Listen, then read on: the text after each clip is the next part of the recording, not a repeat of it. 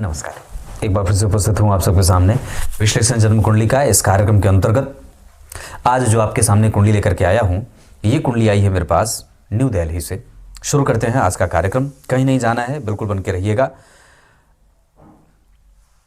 जब जन्म कुंडली अध्ययन आप करने चलें तो सबसे पहले उस जातक की कुंडली के पंचांग से अपना दर्शन अवश्य कराएं, और ये आवश्यक हो जाता है किसी भी जातक की कुंडली के पंचांग का अध्ययन। आइए विषय पे लेके आता हूँ। पौष माह मार्गशीर्ष, मतलब पौष और मार्गशीर्ष माह में जातक का जन्म हुआ है, दोनों का प्रभाव रहेगा। ऐसी अवस्था में व्यक्ति कई बार चिरंतन सुखों के पीछे भागने वाला होता है। वो छोटी छोटी समस्याओं में या छोटी छोटी चीज़ों के पीछे उलझना नहीं चाहता है, बहुत बड़े स्तर पे काम करना चाहता है और बड़ा ही व्यवहारिक होता है। दक्षिणायन में जन्मे होने से जितने भी शुभ ग्रह हैं वो सब थोड़े बहुत कमज़ोर हो जाएंगे, और जितने भी पापक ग्रह हैं, शनि मंगल राहु केतु आदि, ये सारे ग्रह बलवान होकर के परिणाम देने वाले बनेंगे और जातक के जीवन को साहस, बल, पराक्रम से भरने का काम करेंगे। कृष्ण पक्ष की नवमी तिथि, ये अवस्था व्यक्ति को संततिवान और गंभीर नेचर का, समस्या को समझने वाला और जैसे को तैसा ऐसा नेचर देने वाला बनाएंगे। आगे बढ़ के बात करेंगे। जन्म होता है मंगलवार को, और मंगल इस कुंडली के लिए पंचम भाव के स्वामी होकर के एकादशवें भाव में तुला राशि में बैठे हैं, जहां के अधिपति शुक्र अपने मित्र की राशि में बैठे हैं, और जहां शुक्र बैठे हैं उस भाव का अधिपति शनि परिवर्तन कर रहा है। शुक्र की राशि में शनि, शनि की राशि में परिवर्तन शुक्र का। ऐसी अवस्था में पंचम भाव और वार के अधिपति ये दोनों ही बलवान होंगे। तो मंगल, शनि और शुक्र, इन तीनों ग्रहों का प्रभाव जातक के जीवन को बहुत ज़्यादा श्रेष्ठता देने वाला बनेगा, और ये साबित भी होगा। डिस्पोजिटर प्लेनेट अगर उच्च का है या बढ़िया बैठा या परिवर्तन कर रहा है, या दो परस्पर मित्र ग्रह आपस में परिवर्तन कर रहे हैं, धन भाव में लाभ के अधिपति बैठे हैं, धन का कारक उन्हें देख रहा है, तो ये बहुत ही ज़्यादा श्रेष्ठ बात हो जाती है। कृष्ण पक्ष के नवमी तिथि के जो चंद्रमा होते हैं वो वस्तुतः पापक ग्रह होते हैं, या यहाँ से उनका बल थोड़ा क्षीण होने लगता है। ऐसी अवस्था में व्यक्ति कई बार प्राइवेट नौकरी करते देखा जाता है, खुद के व्यापार से धन कमाते देखा जाता है, या कई बार अर्ध सरकारी क्षेत्रों में भी सफल होते देखा जाता है। हस्त नक्षत्र, वस्तुतः यह नक्षत्र चंद्रमा का है, पर इसके स्वामी देवता सविता नाम के देवता सूर्य हैं। सूर्य नारायण की उपासना करनी चाहिए, घी का दान करना चाहिए, अशोक का वृक्ष लगाना चाहिए, जामुन का वृक्ष लगाना चाहिए, ओम सवित्रे नमः इस मंत्र का जप करना चाहिए। साथ ही साथ श्वेत आक या जावित्री की जड़ अपने गले में धारण करना चाहिए। श्वेत आक का पुष्प जो होता है उसकी जो जड़ है वो अपने गले में धारण करिए, जावित्री की जड़ गले में धारण करिए। इस कुंडली के लिए आगे मैं रत्न तो चर्चा करूंगा ही, पर वैसे जो स्तुति बनी है हस्त नक्षत्र के आधार पर व्यक्ति को अगर सूर्य ठीक बैठे हैं कुंडली में और बलवान होकर बैठे हैं तो इतनी बात कही जा सकती है कि व्यक्ति को बहुत लंबी बीमारी नहीं होती, या वो सर्वांग पीड़ा से बचा रहता है।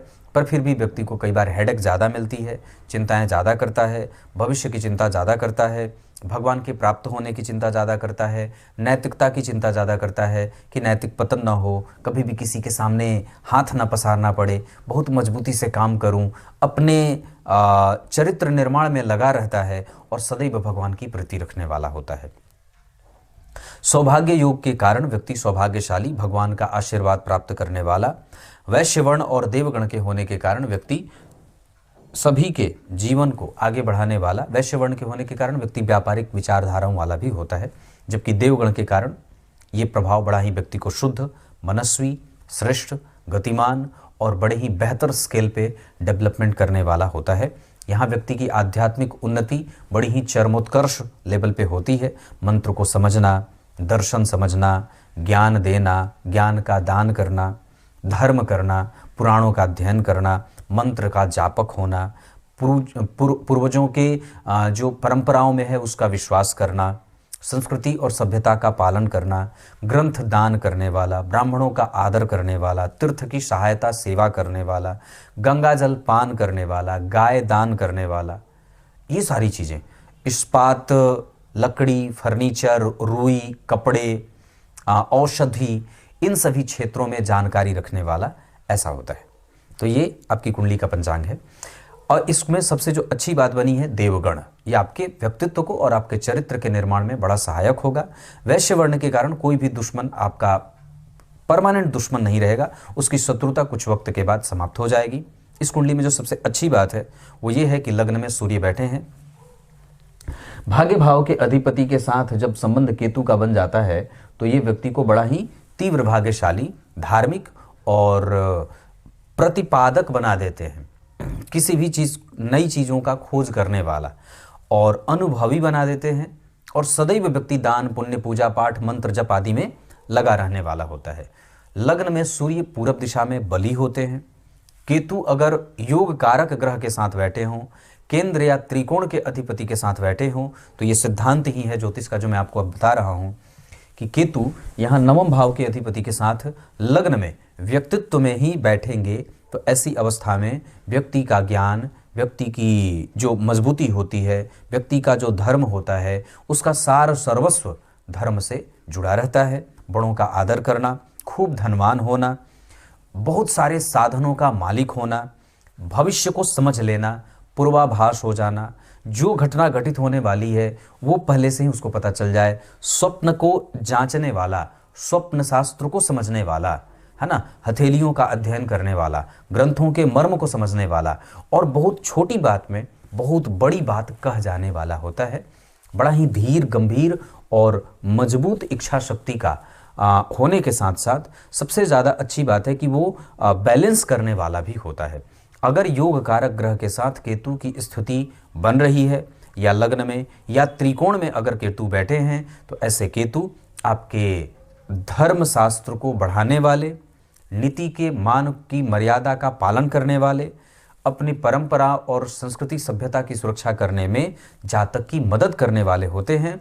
और व्यक्ति बड़ा ही श्रेष्ठ और मजबूत होता है पालन करने में, नियम का पालन करना, कैसे किसी को आगे बढ़ाना है, धर्म के लिए क्या करना है, समाज के लिए क्या करना है, अपना अनुभव कितना सबको बांटना है, जो चीज़ें मैंने सीखी हैं वो गलती कोई दूसरा ना करे, ऐसा भाव रखने वाला बड़ा ही सुहृद नेचर का होता है। मतलब यहाँ पे केतुदेव जातक के जीवन को पूर्णतया धार्मिक बनाएंगे, गतिमान बनाएंगे और श्रेष्ठ चीज़ों में उसकी लिप्तता देखी जाती है। गंदी चीज़ों से उसे प्रायः दूर रखा जाता है या रखते हुए देखा जाता है। वो प्रायः नशे और किसी भी बुरी आदत की चपेट में नहीं जाने वाला होता है। ये इसके अच्छे हैं प्रतिफल। ये सिर्फ केतु के भाग्य भाव के अधिपति के साथ बैठने का इतना सुंदर फल हो जाता है। आगे बढ़ के बात करेंगे कि सूर्य इस कुंडली के लिए मूल नक्षत्र में बैठे हैं और चंद्रमा बैठे हैं हस्त नक्षत्र में। हस्त नक्षत्र के बारे में तो मैंने चर्चा कर दी। ओम सवित्रे नमः मंत्र का प्रत्येक दिन 108 बार जप करना चाहिए। गाय की सेवा करनी चाहिए, लाल गाय या काली गाय का दान करना चाहिए अपनी अवस्था के हिसाब से। अब मैं ग्रहों को बताता हूं कि कौन से ग्रह को कहां बैठना चाहिए और वो कहां बैठे हैं। शुक्र को यहां बैठना चाहिए था और द्वितीय भाव में यहां बैठना चाहिए था, वो यहीं बैठे हैं और गुरु से दृष्ट हैं, शनि के साथ परिवर्तन कर रहे हैं। लाभ भाव में मंगल बैठे हैं जो पंचम भाव के साथ साथ 12वें के अधिपति हैं, इस वजह से ये अच्छे होंगे। इसका अर्थ होगा कि इस कुंडली में शुक्र और मंगल बहुत अच्छे बैठे हैं भाव के आधार पे, और काफ़ी हद तक मंगल वहाँ राशि के आधार पर तो अच्छे नहीं बैठे हैं, पर भाव के आधार पर 11वें भाव में बैठ करके अपने उच्च की दृष्टि से धन भाव को, पंचम भाव में अपनी राशि को, और अष्टम भाव में शुक्र और मंगल का जो शनि का संबंध बन रहा है गुरु का, ऐसी अवस्था में व्यक्ति समस्या को, अपने चिंतन को, अपने दुश्मनों को, विपरीत परिस्थितियों के प्रति बहुत ही श्रेष्ठ और बहुत ही बेहतर न्याय करने वाला होता है। इसी वजह से मैंने कहा था कि गुरु और शनि, मंगल का संबंध जो यहाँ बन रहा है, बुध का संबंध जो बन रहा है, ये व्यक्ति के 6वें भाव को जागृत करेगा। यहाँ से कई बार व्यक्ति को सरकारी नौकरी में भी आसानी मिल जाती है। न्याय के क्षेत्र में काम करने वाला लॉयर बन जाए, जज बन जाए, वकील बन जाए, फिनेंशियल एडवाइज़र बन जाए, है ना, इस तरीके का काम करने वाला। और चूंकि जन्म कुंडली में चंद्रमा जो बैठे हैं 10वें स्थान में, धनु लग्न और कन्या राशि, और गुरु की दृष्टि चंद्रमा पे है, और गुरु की दृष्टि राशि के अधिपति बुध के ऊपर भी है, और गुरु के ऊपर मंगल का भी प्रभाव है, बुध का भी प्रभाव है। ऐसी अवस्था में व्यक्ति धार्मिक, नीतिज्ञ और बड़ा ही कम्युनिकेटिव विचारधारा वाला होता है। किसी से बातचीत कर लेने वाला, बड़ा ही मतलब बचकानी चीज़ें करने वाला, और मन में कोई भी द्वेष और गंदी बात नहीं रखने वाला होता है। गुरु के साथ शनि समस्या को समझने की ताकत, दुश्मन को भी मित्र बना लेने की हैसियत और बुद्धि, और साथ ही साथ पंचम भाव पे मंगल का प्रभाव, एकादशवें भाव पे मंगल का प्रभाव व्यक्ति को कई जगह से धन देने वाला और धन कमाने वाला बना देते हैं। चंद्रमा बहुत अच्छा बैठे हैं, पर ये और भी बढ़िया बात होती कि यहाँ बैठते या यहाँ बैठते, यहाँ भी कोई खराब नहीं बैठे हैं। बहुत अच्छी बात इसलिए भी हो जा रही है क्योंकि ये गुरु से दृष्ट हो रहे हैं। चंद्रमा से द्वितीय घर में मंगल का जाना व्यक्ति को धनवान बनाएगा। चंद्रमा से चतुर्थ स्थान में सूर्य का जाना ये व्यक्ति के निर्णय लेने की क्षमता को कमजोर करेगा और इमोशनल बनाएगा। चंद्रमा से पंचम घर में शुक्र का होना व्यक्ति को दाम्पत्य, सुंदर सुंदर सुंदर बच्चे, पत्नी बढ़िया, खूब बढ़िया जो है वो एक सिस्टम जनरेट करता है। यश, मान, पद, प्रतिष्ठा, सबका प्रेम प्राप्त करना, नौकरी में रिकॉग्निशन प्राप्त करना। और चंद्रमा से चतुर्थ स्थान में केतु व्यक्ति के मन मस्तिष्क को, माता को बीमार बनाते हैं। चंद्रमा से नवम घर में गुरु व्यक्ति को भाग्यशाली और यशस्वी, धार्मिक और श्रेष्ठ बुद्धि का बनाते हैं।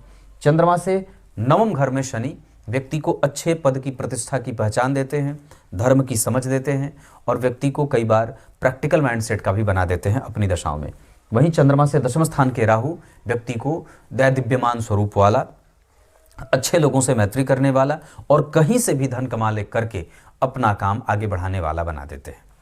और चंद्रमा से तीसरे घर में जो बुध बैठे हैं वो व्यक्ति को कम्युनिकेटिव बनाते हैं। जो ये कुल मिलाकर के स्थिति ग्रहों की बैठी है, अगर आप इसी को और भी निकट जाकर के नक्षत्रों के बेस पे समझते हैं तो सूर्य देव मूल नक्षत्र में 3 अंश के बैठे हैं और उन पे किसी भी शुभ ग्रह की कोई दृष्टि नहीं है, पर ग्रह बलवान होकर फिर भी बैठा है। अगर वहीं राहु बैठ जाते तो थोड़ी बहुत परेशानी बढ़ा देते, लेकिन कम से कम केतु बैठे हैं। इस वजह से व्यक्ति के अंदर जितनी भी जिज्ञासा होती है, जानने की जो इच्छा है, वो इसी केतु के कारण होती है। हमारा समाज में नाम अच्छे तरीके से हो, एक अच्छे व्यक्तित्व के तौर पे हमारा दर्शन लोग करें, प्रेरणा का स्रोत बनूं, भगवान में प्रीति रखूं, अपने समय का नुकसान न करूं, कितना अच्छा बन जाऊं, ये सारे जो भाव आते हैं वो सूर्य और केतु के ही कारण आते हैं। मूल नक्षत्र में बैठे होने से और केतु के संग बैठे होने से ये भाव और भी ज़्यादा बलवान होते जाए और व्यक्ति के चरित्र चिंतन को और भी ज़्यादा उच्चतम स्तर पे ले जा करके स्थापित करने में ये केतु और सूर्यदेव व्यक्ति के नैतिक तत्वों के बल को वृद्धि देने वाले होते हैं। शुक्रदेव 18 अंश मकर राशि में परिवर्तन राजयोग बना रहे हैं। धनु लग्न की कुंडली के लिए सामान्य ग्रह के रूप में शनिदेव होते हैं, लेकिन लाभेश और धनेश का जब संबंध बन जाएगा तो वैसे व्यक्ति बहुत ही ज़्यादा धनवान और खूब सारा धन कमाने वाला होता है। इतना ही नहीं, उसकी वाणी अच्छी होती है, वो धन सही जगह पे खर्च करता है। लग्न को जब शुभकर्त्री लग जाएगा तो काफ़ी हद तक जातक के जीवन की समस्या को मदद मिल जाती है कम होने में और बहुत सारे लाभ मिल जाते हैं।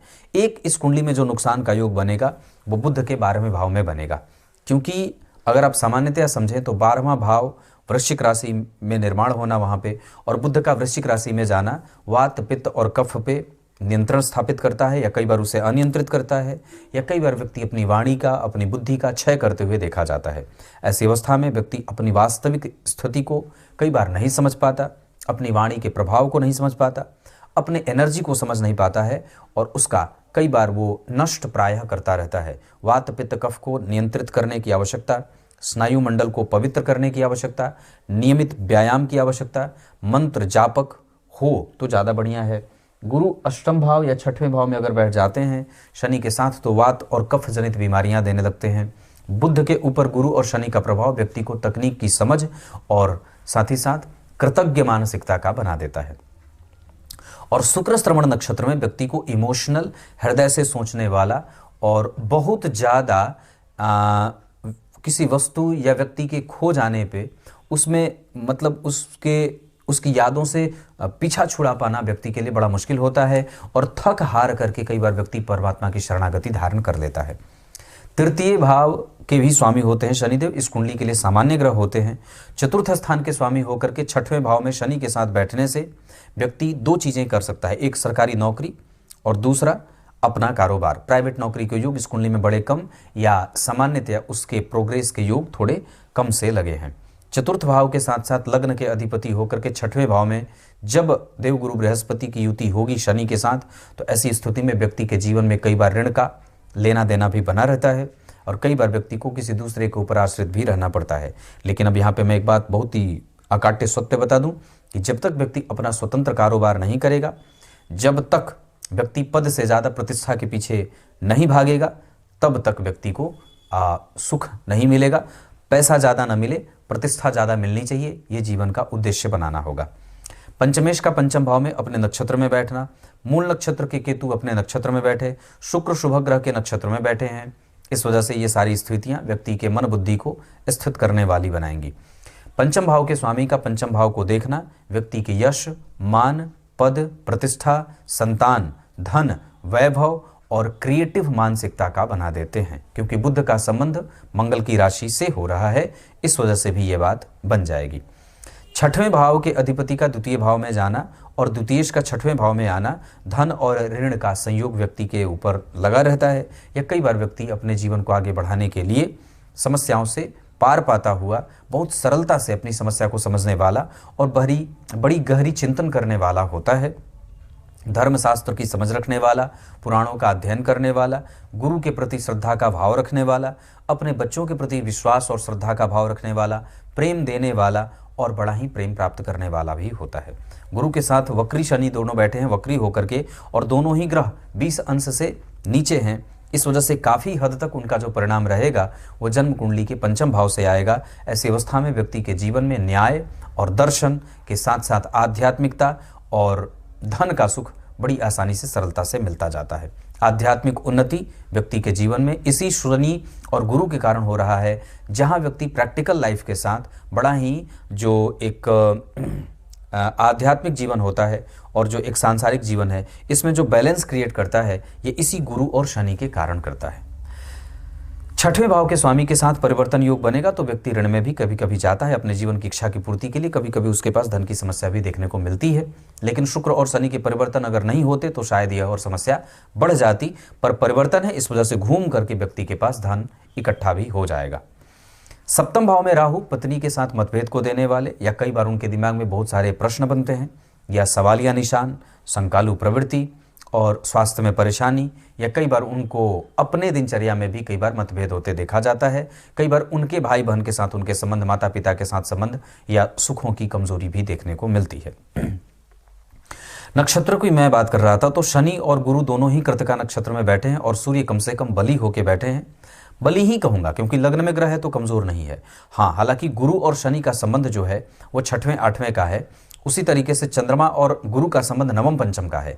तो चंद्रमा और गुरु का संबंध नवम पंचम का ये तो अच्छा हो गया, लेकिन गुरु और सूर्य का जो संबंध है वो कहीं ना कहीं षडाष्टक में जा रहा है। ऐसी अवस्था में व्यक्ति के प्रभावों में, धन कमाने में, लक्ष्मी के प्राप्त होने में, नजर दोष में व्यक्ति की प्रगति कई बार दूसरों को, आंखों को परेशान करती है, या कई बार व्यक्ति के मानसिक चिंता, व्यग्रता, धनहीनता, धन की समस्या, ऋण में जाना और कई बार लायबिलिटीज़ के बढ़ते रहने से व्यक्ति के जीवन में दुखी भी स्थिति को देखने को मिल जाती है। पर गुरु और शनि का प्रभाव मैंने बताया है, व्यक्ति की कैपेसिटी अच्छी होगी, वो धर्म को समझने वाला भी होगा। राहु पुनर्वसु नक्षत्र में बैठे हैं, ऐसी अवस्था में व्यक्ति के जीवन में धर्म कभी भी गायब नहीं होता है। वो जीवन पर्यंत भगवान के नामों का स्मरण करने वाला, रुद्राक्ष धारण करने वाला, रक्त चंदन की माला धारण करने वाला, स्फटिक धारण करने वाला, स्फटिक के शिवलिंग की पूजा करने वाला, आदि आदि चीज़ों से अपने आप को बना करके रखने वाला होता है। चंद्रमा अष्टम स्थान के अधिपति होकर के दशम स्थान में बैठे हैं। ये कारोबार में मेहनत मांगते हैं, साथ ही साथ ये माता और पिता के बीच मतभेदों को देने वाले भी हो जाते हैं। हस्त नक्षत्र के बारे में मैंने चर्चा की है।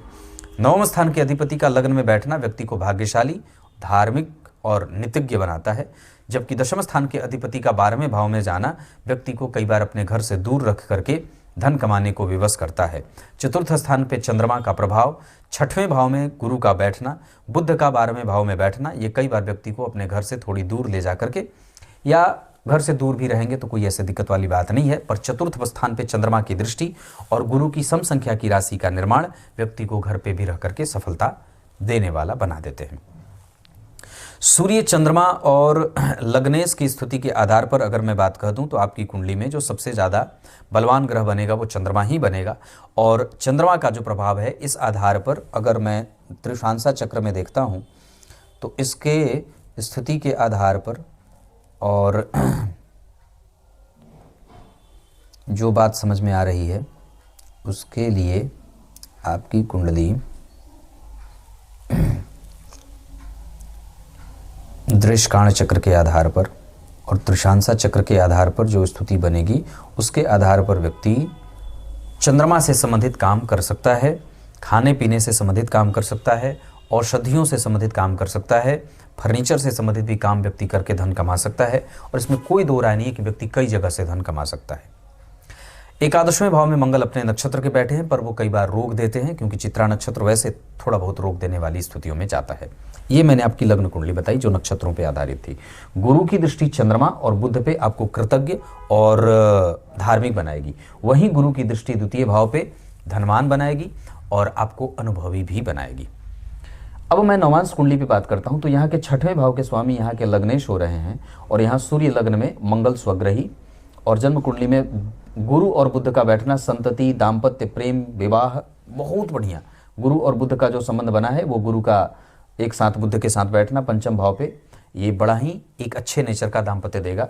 यहाँ पे शुक्र और चंद्रमा विवाह में लॉन्जिविटी देते हैं। मंगल उसमें कर्मठता, साहस और एनर्जी डालते हैं और शनि अच्छा कम्युनिकेशन दे रहे हैं। वहीं दशमांसा चक्र में स्वग्रही मंगल, उच्च के शुक्र, सूर्य और राहु शनि बाहर में जाएंगे तो कई बार दिक्कत होगी, लेकिन बाहर से व्यक्ति धन कमाएगा, लेकिन उसमें आत्मविश्वास वो जागृत नहीं हो पाएगा।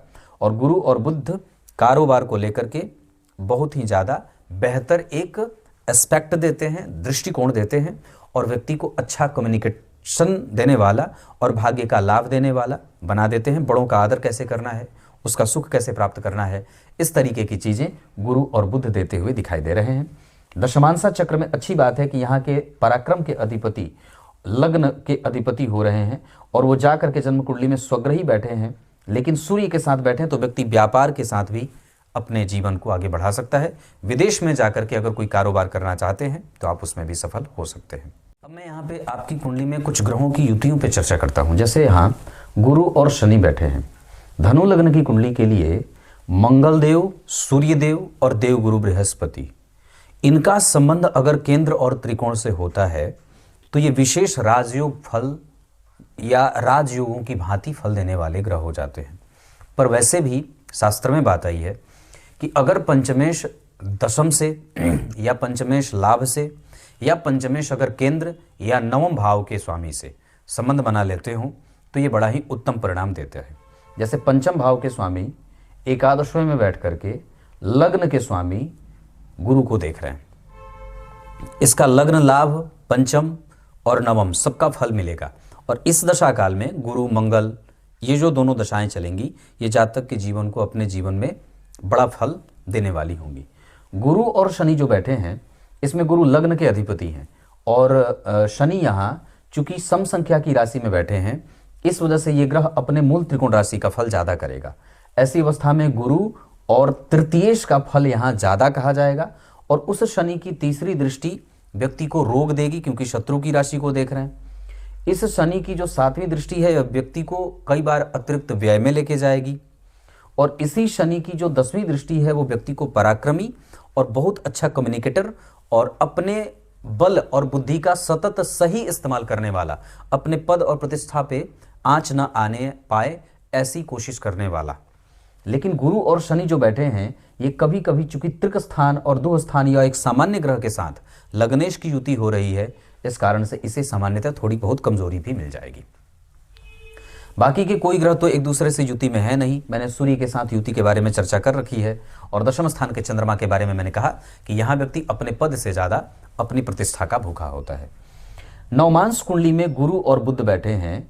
गुरु यहाँ जन्म कुंडली के अष्टम के साथ साथ एकादशवें के अधिपति हैं और एकादशवें भाव के अधिपति होकर के पंचम भाव के साथ यहाँ भी व्यक्ति को लाभान्वित कर रहे हैं धन के मामले में और सामाजिक प्रतिष्ठा के मामले में, पिता और ससुर से धन के मामले में और वहाँ के जो ससुराल के लोग हैं वहाँ के मामले में।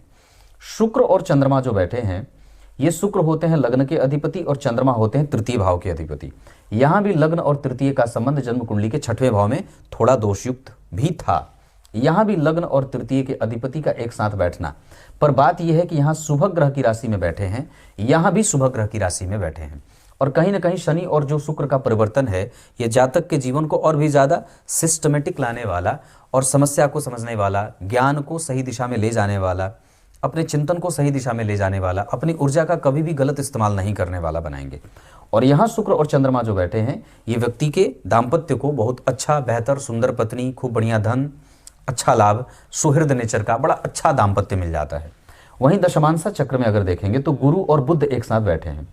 गुरु है लाभ के अधिपति और बुध है पंचम के अधिपति, यहाँ भी तीसरे भाव में बैठे हैं। तो कहीं ना कहीं व्यक्ति की जो पराक्रम की स्थिति है, यह व्यक्ति पराक्रमी है, यह क्यों करना पड़ रहा है? क्योंकि हर जगह ये तीसरे भाव का संबंध कहीं ना कहीं बन ही रहा है। ऐसी अवस्था में व्यक्ति को कई बार अपने छोटे भाई बहनों के सुख से या उसके भाग्य से भी सफल होते देखा जाता है। शुक्र बहुत बढ़िया बैठे हैं, व्यक्ति के पास धन रहेगा, माता पिता का धन रहेगा, पैतृक संपत्ति रहेगी, धन व्यापार करने के लिए धन लगाएगा भी और उसके पास धन हमेशा रहेगा भी, और निश्चित रूप से व्यक्ति अपने कारोबार से संतुष्ट भी रहता है। नक्षत्र पे चर्चा की, अब नवमांश के नक्षत्रों पे बात कर दूं तो नवमांश कुंडली में जो चंद्रमा मृगशीरा में बैठे हैं, उसके आधार पर व्यक्ति कम से कम अपने पति को और पत्नी को समय देने वाला बन रहा है। शुक्र वहां आर्द्रा के बैठे हैं, इस वजह से पत्नी के कारण व्यक्ति का खर्च होता है। राहु भरणी के बैठे हैं, तो यहाँ शुक्र और राहु का जो नक्षत्र परिवर्तन होगा वो जातक के जीवन को, दाम्पत्य को बेहतर बनाने वाला हो जाता है और व्यक्ति सही जगह पे अपना धन खर्च करता है। गुरु और बुध दोनों रेवती नक्षत्र में बैठे हैं, इस वजह से व्यक्ति अपने पति और पत्नी, दाम्पत्य, बच्चों के साथ खुश रहता है और उनकी दशा में उसको लाभ भी होता है। शनि जन्म कुंडली में श्रवण नक्षत्र में बैठेंगे, इस अवस्था में व्यक्ति के पास इमोशनल कनेक्टिविटी अच्छी होती है। मंगल विशाखा के और गुरु से दृष्ट है, इस वजह से व्यक्ति अपने पत्नी से कभी भी दुखी या रुष्ट नहीं होता, उनकी पत्नी उनके साहस के बल को भरने वाली ही होती है। शुभ अंक इस कुंडली के लिए 3 रहेगा। दिशा धन कमाने के लिए आपकी कुंडली के आधार पे पश्चिम बहुत अच्छा रहे। मैत्री मेष और सिंह वालों के साथ कर सकते हैं, मकर वालों के साथ, कुंभ वालों के साथ, मिथुन और तुला वालों के साथ शत्रुता कभी न करें। इस कुंडली के लिए शुभ रंग गेरुआ और पीला हो सकता है, सफेद भी हो सकता है। इसके साथ साथ नक्षत्र के आधार पर शुक्र का जो नक्षत्र है श्रवण नक्षत्र, उसके बाद आपकी कुंडली हस्त नक्षत्र, उसके बाद पुनर्वसु, उसके बाद भरणी और श्रवण, ये नक्षत्र किसी भी काम को करने के लिए बहुत अच्छे रहेंगे। दिन गुरुवार और मंगलवार का बहुत अच्छा रहेगा। अभी राहु की दशा है 2030 तक, इस वजह से राहु आपकी कुंडली में आपको कई बार बहुत रेगुलराइज नहीं होने दे रहे हैं। लगातार आप काम करने की कोशिश करते हैं पर उसमें कहीं ना कहीं अवरोध और मतभेद आ जाता है। व्यापार पे फोकस करने की आवश्यकता है, दिनचर्या पे फोकस करने की आवश्यकता है, पड़ोसियों से संबंध खराब ना हो, बेवजह के झगड़े और लफड़ों से अपने आप को बचा करके रखना है। किसी दूसरे के मतभेद में अपने आप को डालने की कोई आवश्यकता नहीं है। धर्म के लिए लोगों को जागृत करिए, जितना ज़्यादा हो सके अच्छे और बड़े लोगों से अपनी मैत्री बढ़ाइए। सामाजिक प्रतिष्ठा आपकी कुंडली में सदैव ऊंची है और आपकी कुंडली उनके साथ सदैव न्याय भी करेगी। क्लियर है? इतनी सारी चीज़ें मैंने बता दी। अब आपको मैं आपकी कुंडली पे अष्टक वर्ग पे आपका ध्यान लेके आऊँ। हमारा स्वास्थ्य और हमारी दिनचर्या सही हो तो हमारा जो और भी चीज़ें, जो बाकी की चीज़ें होती हैं, वो काम पे आ जाएंगी। हमें अपने धन को और भी ज़्यादा सही जगह पे खर्च करने की स्थिति में लेके जाना है। मेहनत हम कर रहे हैं पर मानसिक शांति भी कहीं ना कहीं ठीक है। हम प्रैक्टिकलिज्म के साथ भी आगे बढ़ रहे हैं। एजुकेशन में रुक रुक करके थोड़े मतभेद के साथ या कई बार उसमें यश जो प्रतिष्ठा मिलनी चाहिए उसमें थोड़ी सी कमजोरी देखने को मिल जाती है। इसके अतिरिक्त जन्म कुंडली में नौकरी और व्यापार में नौकरी ज़्यादा अच्छी है। दूसरे नंबर पे व्यापार भी व्यक्ति को करना चाहिए। दशाओं के आधार पे अभी नौकरी करिए, गुरु की दशा में आप व्यापार भी कर सकते हैं। इसके अतिरिक्त अगर मैं बात कर दूं तो दिनचर्या पे फोकस बढ़ाने की आवश्यकता, रिसर्च बहुत अच्छा, ज्ञान बहुत अच्छा, चरित्र चिंतन बहुत अच्छा है और एनालिटिकल व्यू बहुत अच्छा है। भाग्य का लाभ और भी बढ़ाने की आवश्यकता, सूर्य की आराधना, रक्त चंदन की माला धारण करें और सूर्य को घी का दीपक दिखाएं। ओम जो मैंने कहा सवित्रे नमः, इस मंत्र का जप करें। आप स्वयं के रोजगार पे जरूर ही दिमाग लगाइए, ये सब चीज़ें बनती हैं। प्राप्त आप बहुत अच्छा कर जाएंगे, इसमें कोई संदेह नहीं है। सूर्य की दशा में, केतु की दशा में, मंगल की दशा में, चंद्रमा के साथ शुक्र और शनि की दशा में व्यक्ति को लाभ होगा। गुरु की दशा में स्वास्थ्य से संबंधित समस्या हो सकती है। शनि की दशा में थोड़े बहुत काम रुक सकते हैं। होरा के आधार पर अगर मैं बात कर दूं तो आपकी कुंडली में बड़ी अच्छी सिद्धांत लागू हुई है। शनि, राहु, केतु और गुरु चंद्रमा के होरा में बैठे हैं, जो पापक ग्रह, कमजोर और खराब ग्रह होने के बावजूद आपको लाभ देने वाले बन रहे हैं। जबकि चंद्रमा, मंगल, शुक्र, सूर्य और बुध जो बन रहे हैं वो थोड़े टफ महादशाओं में परिणाम देने वाले बन रहे हैं। याद रखिएगा, आपकी कुंडली में गुरु का जो अंतर आएगा वो आपको थोड़ा बहुत कष्ट देने वाला हो सकता है। उसी तरीके से अगर मैं बात कर दूं तो राहु की महादशा में बुध का अंतर आए, या राहु की महादशा में सूर्य का अंतर आए, या राहु की महादशा में शुक्र का अंतर चले तो व्यक्ति को थोड़ी बहुत व्यय की स्थिति में जाना पड़ सकता है। गुरु में शनि का अंतर आपको नौकरी में लाभ देगा या कई बार आपको व्यापार की तरफ मूव करने वाला भी होगा। और क्या बताऊं, दिन बताया, नक्षत्र बता दिया, युतियां बता दी, कौन सी महादशा में क्या काम करना है, कौन सी महादशा कैसी जाएगी, इस पर थोड़ी सी चर्चा कर देता हूं। राहु की दशा में हमें दिनचर्या ठीक रखनी है और बहुत ज्यादा किसी से एक्सपेक्टेशन रखनी नहीं है। बुध की दशा जब कभी भी आए हमें अपने बुद्धि को शांत रखना है, तर्क में नहीं जाना है, भगवान की भक्ति करनी है, गजेंद्र मोक्ष का पाठ प्रत्येक दिन, विष्णु सहस्त्र नाम का पाठ प्रत्येक दिन और साथ ही साथ काल भैरव स्तोत्र का पाठ प्रत्येक दिन। ये रात को सोते समय या सोने से पहले या तो सुन लें या कर लें।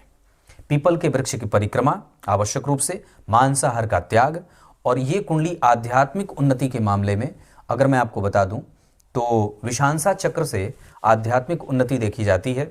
जहां व्यक्ति धन प्राप्त करता हुआ अपने छोटे बड़े कुटुंबजनों के लाभ को देता हुआ भगवान के पथ पे और आगे प्रदर्शित करता है, अपना पथ उजागर करता है, अपना बेहतर दाम्पत्य देते हुए, अपनी दिनचर्या, अपने गृहस्थ को बहुत अच्छे से बिताते हुए व्यक्ति भगवान के भक्ति को प्राप्त करता है। इसमें कोई दो राय नहीं है। सूर्य और चंद्रमा में चंद्रमा बलवान हो रहे हैं, दृष्टिकाण चक्र के आधार पर चंद्रमा मकर राशि में बैठ रहे हैं, इस वजह से व्यक्ति की आत्मा नरक लोक से आई है। जाने की स्थिति के आधार पर शुक्र और शनि में से अगर मैं देख रहा हूं तो शुक्र का बल बढ़िया है, इस वजह से व्यक्ति पितरलोक की तरफ उसकी आत्मा जाएगी। चंद्रमा कन्या राशि के बैठे हैं, इस वजह से व्यक्ति कई बार अपने से बड़े जनों का अनादर कर रहा है या किया था, इस वजह से उसको कई बार कन्या राशि मिलती है, या कई बार अपने ज्ञान का गलत इस्तेमाल करना या ऐसी चीजें होती हैं जिसके कारण व्यक्ति कन्या राशि को प्राप्त करता है। क्लियर है? तब तक के लिए बहुत बहुत नमस्कार।